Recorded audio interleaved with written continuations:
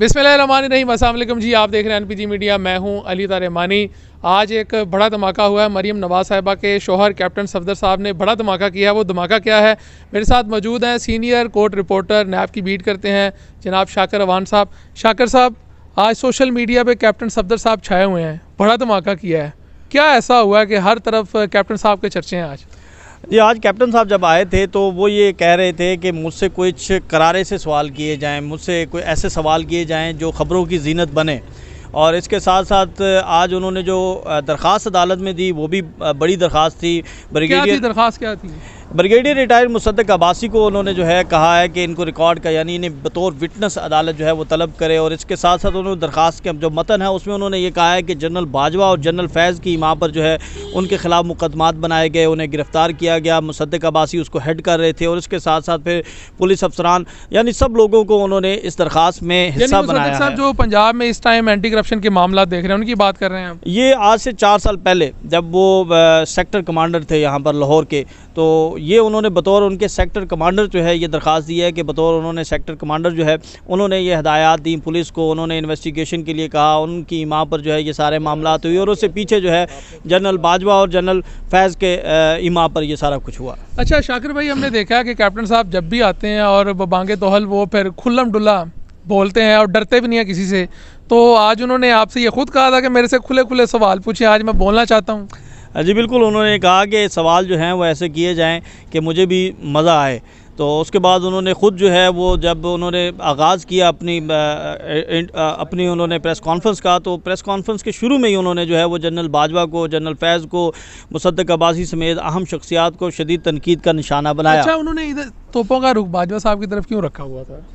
देखिए, उनका ये मानना है या उनका ये कहना है, जो उन्होंने दरख्वास्त दी है उसके अंदर भी वो ये कहते हैं कि जो उनके ख़िलाफ़ इंतकामी कार्रवाई हुई वो जनरल बाजवा की माँ पर हुई।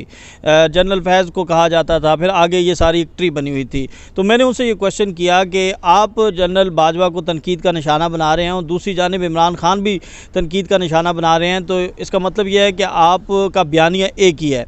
तो जिस पर कैप्टन सफदर का ये कहना था कि जनरल बाजवा जो हैं उनकी माँ पर ये सब कुछ हुआ, वो दुबई के अंदर मौजूद हैं, महंगी शॉपिंग कर रहे हैं और वहाँ पर जो है वो मज़े लूट रहे हैं, जबकि यहाँ पर महंगाई में जो है वो आवाम पिस चुकी है। अच्छा शाकिर साहब, इसका मतलब तो फिर ये हुआ जो इमरान खान ने एक नैरेटिव बनाया बाजवा साहब की रिटायरमेंट के बाद, जिस तरह से सोशल मीडिया पे कैंपेन चली, तो फिर इसमें तो मुमासलत पाई जा रही है। जो इमरान खान साहब का स्टांस है वही कैप्टन साहब भी ले रहे हैं।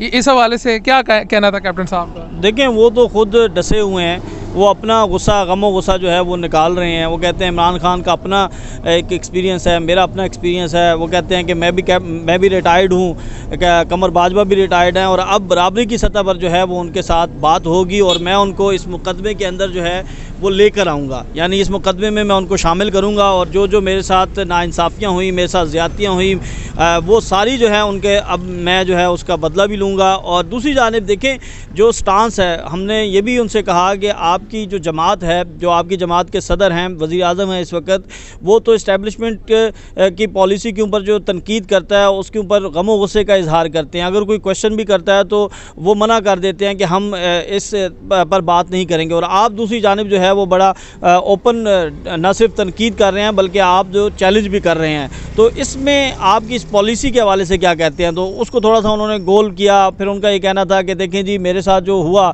और मेरे साथ जिसने किया वो इस शख्स की इमाम पर हुआ।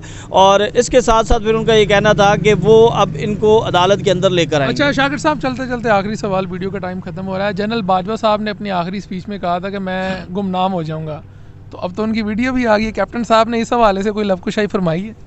देखें, गुमनाम तो नहीं होंगे, वो सिपा सलार रहे हैं और फिर 6 से 7 साल उन्होंने जो है वो कमांड ली है।